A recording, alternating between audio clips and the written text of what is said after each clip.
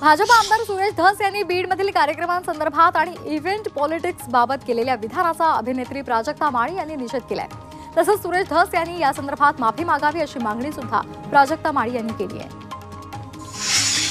प्राजक्ता माळी यांची आपण माफी मागणार नाही असं प्रत्युत्तर आमदार सुरेश धस यांनी दिलेलं आहे। तर बीडमधील प्रकरणावरून लक्ष हटवण्यासाठी प्राजक्ता माळी यांनी पत्रकार परिषद घेतल्याचं वक्तव्यही धस यांनी केलंय।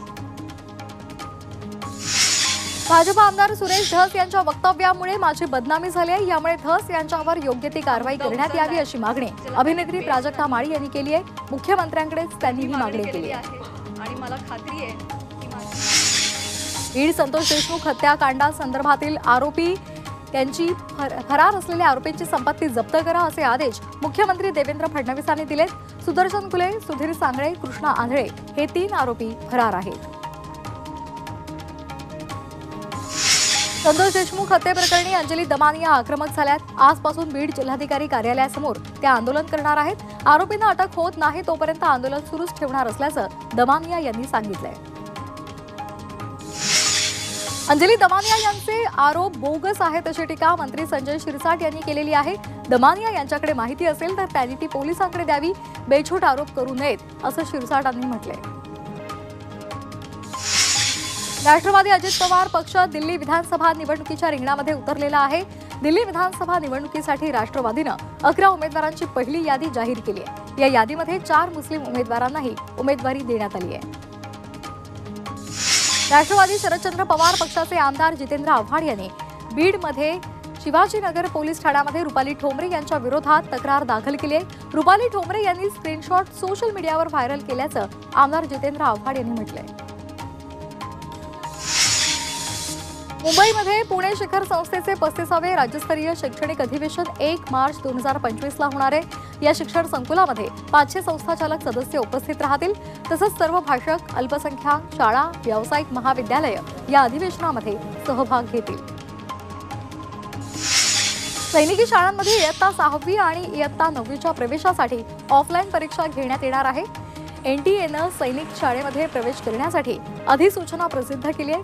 त्यामुळे पात्र उमेदवारांना 13 जानेवारीपर्यंत वेबसाईटवर अर्ज करता येणार आहे। राज्यामध्ये डेंग्यूच्या रुग्णांमध्ये वाढ झाली आहे। सततच्या वातावरणातील बदलामुळे डेंग्यूच्या रुग्णांमध्ये वाढ झाली आहे। दरम्यान हिवतापाच्या रुग्णांमध्ये घट झाल्याचं पाहायला मिळते। धाराशिवमधील तुळजाभवानीच्या मंदिराच्या दरवाजाची कामं सध्या सुरू आहेत आणि या कामामुळे मंदिराचा दरवाजा बंद ठेवण्यात आलाय। त्यामुळे दर्शनासाठी आलेल्या भाविकांना दर्शन मिळत नाहीये आणि त्यामुळे मंदिराचा दरवाजा सुरू ठेवावा अशी मागणी पुजारी मंडळाच्या वतीने जिल्हाधिकाऱ्यांना करण्यात आली आहे। नाशिकच्या रायपूरमध्ये कृषी पदवीधर असलेल्या एका युवा शेतकऱ्यानं नर्सरीचा व्यवसाय सुरू केलाय। नोकरीच्या मागे न लागता शेती व्यवसायामध्ये त्यांनी स्वतःला झोकून दिलं आहे आणि नवनवीन प्रयोग तो करतोय।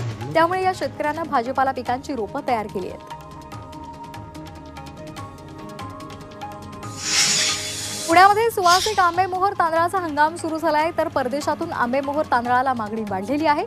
त्यामुळे हंगामाच्या सुरुवातीलाच आंबेमोहोर तांदळाच्या दरात 15 ते 20% वाढ झाली आहे। नाशिकच्या येवल्यातील उपजिल्हा रुग्णालयामध्ये ख्रिश्चन बांधवांनी रुग्णांना फळं आणि बिस्किटांचं वाटप केलं। नाताळ सप्ताहानिमित्तानं ख्रिश्चन बांधवांनी हे वाटप केलेलं आहे। पंतप्रधान नरेंद्र मोदी आज मन की बातच्या माध्यमातून देशवासियांशी संवाद साधणार आहेत। मन की बातची ही 117वा भाग आहे। त्यामुळे नरेंद्र मोदी सकाळी 11 वाजता मन की बातद्वारे नेमकं देशाला काय संबोधित करतात याकडे सर्वांचं लक्ष लागलंय। मुंबईतील हवेचं प्रदूषण रोखण्यासाठी आणि बांधकामामुळे होणाऱ्या प्रदूषणावर नियंत्रण ठेवण्यासाठी MMRDAनं कठोर मार्गदर्शक तत्त्व जारी केली आहेत। त्यामुळे बांधकामातील कंत्राटदारांनी मार्गदर्शक तत्त्वांचं पालन न केल्यास त्यांच्यावर 20 लाखांपर्यंत दंड आणि कामं थांबवण्याची कारवाई केली जाणार आहे। ठाण्यातील घोडबंदरमध्ये मेट्रोच्या कामांमुळे वाहतुकीमध्ये बदल करण्यात आलाय। घोडबंदरहून कापूरबावडी पेट्रोल पंप इथं वाहतूक करणाऱ्या या वाहनांना आर मॉल परिसरात प्रवेश बंदी लागू केली आहे। 30 डिसेंबरपर्यंत दररोज रात्री 11 ते पहाटे 5 वाजेपर्यंत ही वाहतूक बंदी लागू असेल।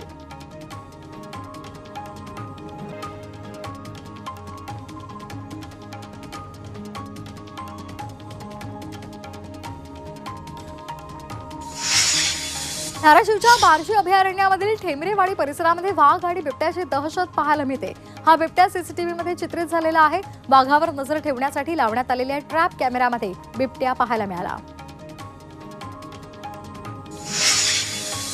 नाशिकच्या धानोरी शिवारात बिबट्याचा वावर असल्यामुळे सध्या भीती पसरली आहे.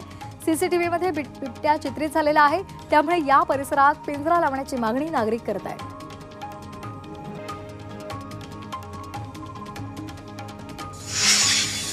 यवतमाळच्या टिपेश्वर अभयारण्यामधून एक वाघ बार्शीमध्ये आलाय. या वाघाला आता सह्याद्री व्याघ्र प्रकल्पात सोडण्यात येणार आहे. वन विभागानं या संदर्भात सरकारला प्रस्ताव पाठवलाय. तर या वाघावर नजर ठेवण्यासाठी वन विभागानं ठिकठिकाणी सापळा आणि कॅमेरे सुद्धा लावले.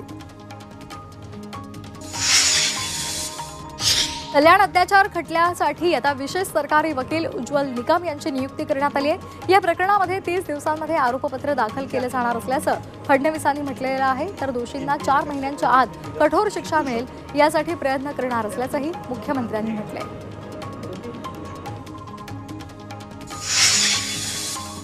हावडा मुंबई रेल्वे मार्गावर रेल्वेच्या धडकेमध्ये एका 60 वर्षीय महिलेचा मृत्यू झालाय. मॉर्निंग वॉकला गेलेल्या लोकांना या महिलेचा मृतदेह आढळून आला.